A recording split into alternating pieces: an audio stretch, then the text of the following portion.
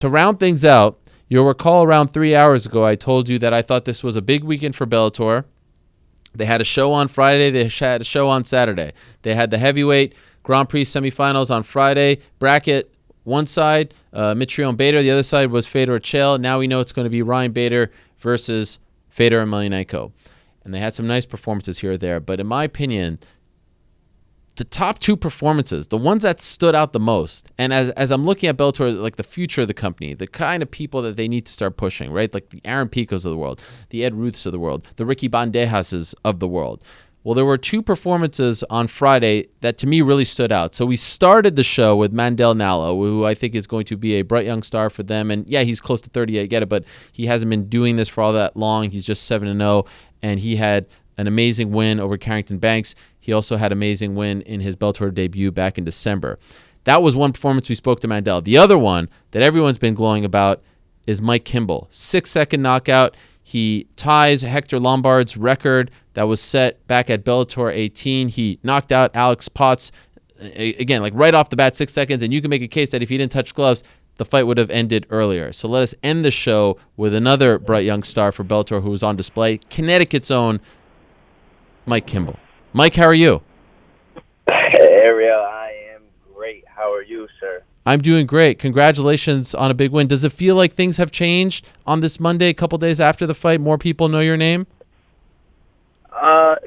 Yeah, more people know my name. It feels good. Like my socials, everything, my messages, everything is just blowing up. It's a little I was taken back a little bit by how big it was booming, but at the same time, it doesn't feel too different. It doesn't feel like this isn't anything out the normal to me. So it's weird. It's an awkward feeling, nonetheless. Why is it awkward? You seem to be the kind of guy who loves this. Because like it's here now, and it's kind of like, whoa, it's here. But I've always felt like it's been here. Like it's hard to explain. Okay. I'm ready for it. Do you agree, Mike, that if you didn't touch gloves, you might have set that record yourself, that it might have been less than 6 seconds? 100%. I actually, Big John actually told me, he pulled me aside after and told me, hey, listen, I watched that over and over and over. You beat that record, kid. And then I was like, hey, well, thanks. Yeah, it was just, he threw a jab, Prairie, 1-2, he's out. So it was real fast. I believe I would have beat it, but... Were you looking for that? Like, did you expect that it would end that soon? Well, yeah. I expected whenever I touched him or him or any of them, it was gonna go. He was gonna go. I figured he'd come out, he'd touch gloves or fake touching gloves because he's done that before. Level change, throw a big right hand and shoot, and then I was gonna. But the jab came, I popped out, and then just came through. And I knew once I touched him, I saw his eyes roll back. I was like, yeah, he's out of here. Let's get him up out of here. And went for the cleanup with the hammer fist. How old are you, Mike? 21, sir. You're 21. You made your MMA debut for Bellator back in February. You had to wait all the way up until October to have your next fight at last 6 seconds. Do you feel like you got it out of you? Or in a weird way, is it like a little unfulfilling because you didn't get the fight all that long? It's a little unfulfilling. Obviously, making history is but I feel like the professional debut that happened, I put on a huge highlight for the company, and they signed me, and then they make me wait 8 months, thinking, okay, well maybe the first fight was luck or whatever they thought it was, and then I come out here and against not just a 6 second knockout, but a 6 second knockout against a man who was undefeated as an amateur with a 55, 45, 35 title, and then has a good professional win over another stud. And I go out there and I stun the stud. So it's like, it's not like I'm starting bums. I'm starting good dudes. Jeffrey Dent, his only loss was to Mirhab Davici in the UFC now, and he only beat him by a decision. And Jeffrey Dent was never knocked out before that. So it was a little aggravating waiting 8 months just to come, and do that. But I never complained. I just trained. I focused on what's next. What was next was October 12th. That's over with. And now, I'm just waiting for what is next. So you're 2-0 as a pro. Combined cage time is 69 seconds. So 2 great victories, 2 quick finishes. However, your amateur record is 1-2, and usually, people go on a pretty good winning streak and then they go pro. How do you explain the 2 losses and now how good you've looked as a pro? Well, my amateur record, I don't know where you got that information from. No disrespect, but my amateur record is 4-4. Okay. 4 knockouts by win. Sure, dog. 4 losses. Sure, dog. Give me the wrong information. Sheer dog is trash. Sheer dog is incorrect. All right. I've seen some things on Sheer dog. That's trash. Tapology is legit. Okay, my bad. I should have gone to Tapology. See, I stopped going to Sherdog for a while because I feel like they're kind of on the downswing. I should have gone there. Trash. My bad. So okay, Tapology, you're 4-4. You're saying? Yes, 4-4. Okay. And to answer your question about the same question, 4-4. Yeah. I've never handpicked a fight. I've never chosen a fight I was supposed to win. In fact, especially in this area, I've always been looked at as like the B side. Me and my gym, especially in this area. Nobody took us serious. So they would try to feed me these guys. I fought guys on steroids. I fought guys that I've watched fight since I was 13 years old, and then here I am 18, and I'm matched up with them. You know what I mean? So I've always fought tough, thorough opponents because I know I want to be the best, and I'm never going to run from a challenge. So that 4-4 record, 4 people have been knocked out and 4 losses, but nobody's beat me. I beat myself. Okay. All right. So you're taking tough matchups. Now it's all coming together for Bellator. Do you feel like they're going to push you? Like, do you feel like next fight will be on the main card? You're going to get, a prime spot for them? To be honest, I don't know what they're going to do because I figured, the arena was electric. It was ridiculous for that 6-second knockout the other night. It was electric. And the crazy part about that is the only people that were there were the people that were there to watch me because they had me fight third on the card. You come to my hometown, my city, well, not my city, but you come to Connecticut, and I claim the king of CT. You come to Connecticut, and I'm fighting third on the whole thing. I'm fighting third on the preliminary card. Imagine if that place had some more seats filled. Imagine if I fought, I don't know, fifth, or imagine if I was the opener for the main event. Yeah. Nobody would have left. They would have all stuck. They would have all stayed tuned. Like, oh well, this kid. I didn't know this kid before. Now I wonder if there's gonna be more kids like this. Everybody would have watched it because if you notice that sometimes the place isn't always filled out. You know what I mean? Yeah. And the crowd was electric. You hear it in the video. Everybody went bananas. But it was just there wasn't even a lot of people in there. That's just how excited those people were. They need to get behind you. They need to push you, man. You're just oozing. You're oozing that it factor. And I'm never going to complain. I'm going to stay solid and just do what I do because I've never been one to complain. I'm one to just work. But I see them pushing, certain individuals, not certain individuals, but they push people. They push all their guys. Bellator treats their fighters very well. They treat me very well behind the scenes as far as like professionalism and stuff like that. But as far as what they push some whack people, some corny people, some wannabes. I'm clean cut and real. That's all you're ever gonna get. Wow, who's whack? Who's whack that they're pushing? Let's name names. There's a lot of whack people. Like, look at the roster. You know what I mean? I'm not gonna throw shame on anybody because I'm not gonna give them any clout off of me talking about them. All right. But the people know who's whack. The people see who's corny, who's bluffing, who's saying things that they wouldn't really mean. Okay, I feel you. Like, and at the end of the day, one thing I've learned, especially my second time being there, the cameras make everything look real good, like as far as promotion wise. But then the only thing that really matters, the only thing that's really true, is when those cameras are rolling when the fight is happening. Who is starching people, knocking them out cold? Who is cleaning clocks on the roster when it's fight time? Not who could talk, who looks the prettiest. Who's cleaning people? I feel like the first fight they thought, okay, well, we tested Kimbel. You know, maybe it was a one-hit wonder, and now it's, you know, 6 seconds. And I feel like even now it's like, okay, well, 6 seconds. Let's see what else he could do. Like, just give me them. Just line them up, and I'll just keep showing you. Because there's no such thing as lucky punch. For me, there's no such thing as like opponent slipping. I'm the truth, and I'm just gonna keep on showing you. Just line them up. I'll tell you who's doing all of that. It's Mike the Savage Kimbel. That's who. My man Ariel. I can't believe it, man. I want to thank you for even having me on your show, because not to get starstruck or anything like that. I'm no real big fan of anybody in particular in MMA, because this is the sport I'm in as well.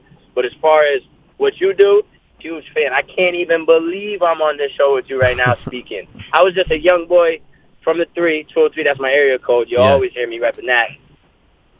Watching you, listening to you, watching what goes on, observing, and it's like, before I even know it, I'm right here talking to you. I can't even believe it. This is crazy. It's amazing. This is crazy. Well, I appreciate that enthusiasm, my man. You have made it. You had such a great fight on Friday. I said, I got to get this guy on, because I feel like these are the kind of guys that Bellator needs to get behind and push. And then I saw your post-fight interview, and I was like, man, this guy is great. I love his enthusiasm. I love his demeanor. I love his character. Your Instagram, you are cut. I don't even know, like, your body, how it's, like, shaped that way. It's unbelievable. And then you said, well, go ahead.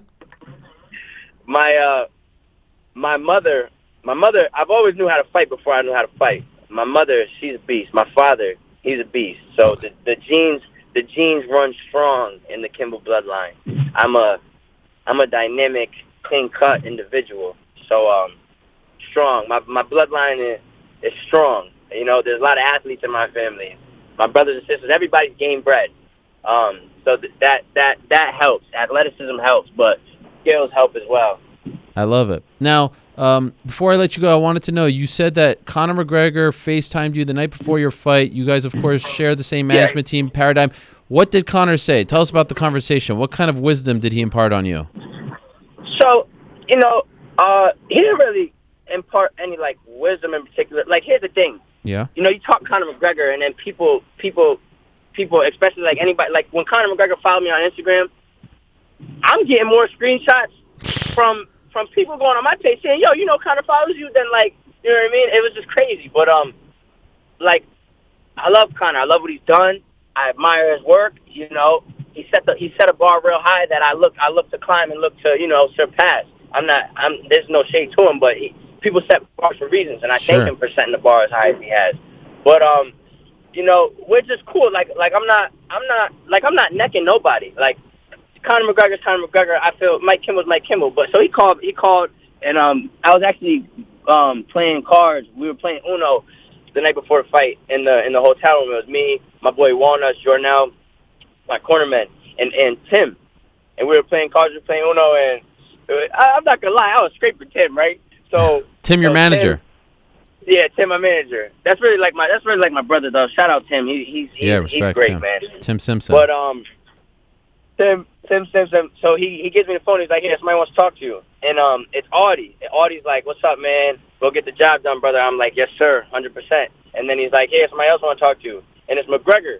And McGregor's like, "What's up, my man?" I'm like, "What's good, dog?" And he's like, "How you feeling?" I was like, "I feel good." He was like, "Good." He was like, "You know, wait is whatever. Go eat, drink up, and go do your thing tomorrow night, bro. I look forward to seeing you do work." And then I was like, "Thank you, brother. I appreciate it. The job will get done." And I told Audie, I said, "Audie, first round knockout, you better be at the next fight." He was like, "You know what? Deal." I was like, "Bet." Because, you know, not for nothing, I'm 2-0 as a professional.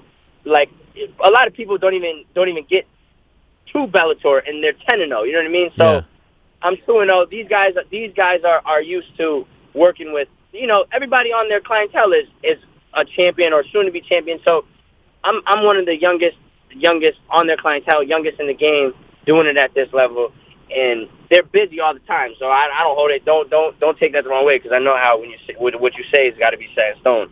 No shame towards Audie. I know he's tremendously busy. I mean, you know what I mean? But I just told him, I was like, "Listen, first on knockout, you got to be at the next one." And he was like, "All right, you got it. We'll see." And then, boom, went out there and did it. Did you hear from them after the fight? I have not heard from him after the fight. Audie obviously reached out to me. Audie's my man. He reached out. Good job, kid. Like they believe in me. If they didn't believe in me, I would not be with Paradigm, because if you look at Paradigm's history, look at who they not just McGregor. McGregor is obviously the biggest draw, but they've got a boatload. They got MVP. You know what I mean? Just another example. They got Tony Ferguson. You know what I mean? So they got a boatload of talent. So if they didn't believe in me, I wouldn't even be with them. So yeah, he said good job after the fight, and that was that. But here's the thing. I'm not stuck on this fight. After I fought Jeffrey Then got clean. Okay, on to the next. Who's next? Alex Platt was on the table. Okay, big task at hand. That task got handled. I'm not stuck on that. I accepted all that came with that win, and I'm focused on what's next. I'm focused on becoming better than I was when I fought Alex Platt. And are you staying in this weight class because you did miss weight, right? By half a pound, I think it was? Yes, sir. Yes, sir. I am going to stay in this weight class because this is my weight class. And, you know, it sounds stupid, but this is the truth. The week was so long, and I was tired as hell, so I woke up late. You know, usually I cut some weight. So if weigh-in is on Thursday, I cut some weight Wednesday night. I sleep, I wake up, and then I cut the other 3 pounds or 2 pounds in the morning. That way, you can have as much water in your body for as much time as you can.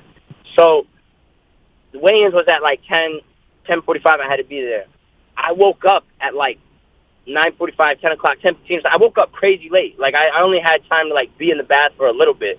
And so I'm at the weigh-ins, and I'm actually still sweating at the weigh-ins. So I missed a half a pound. It was just because I was late. My alarm, something happened with my alarm. It was just something stupid. All right. You know, I learned my lesson though. 20%. Not happening again, I'll tell you that. Well, that was the only sort of slip up, if you will, because otherwise, what a tremendous week for you, my man, and I'm sure it was very exciting to do it in your home state of Connecticut. Definitely a name to remember, a name to watch. Congratulations. Looking forward to what's next for you. Sir. Looking forward to watching you climb that ladder in Bellator, and I hope that they're treating you right over there and pushing you the right way, because they've got something with you. So great to have you on the show, Mike. I wish you the best, and we'll talk to you soon. I appreciate that so much, Ariel, especially coming from a man like yourself. Thank you for having me on the show, brother. Bless you. All right, we'll talk to you very soon. There he is, Mike the Savage Kimbel. So a big weekend for Bellator MMA. Show on Friday, show on Saturday. But in my opinion, the story were some of the young guns who I think will be the future of this company.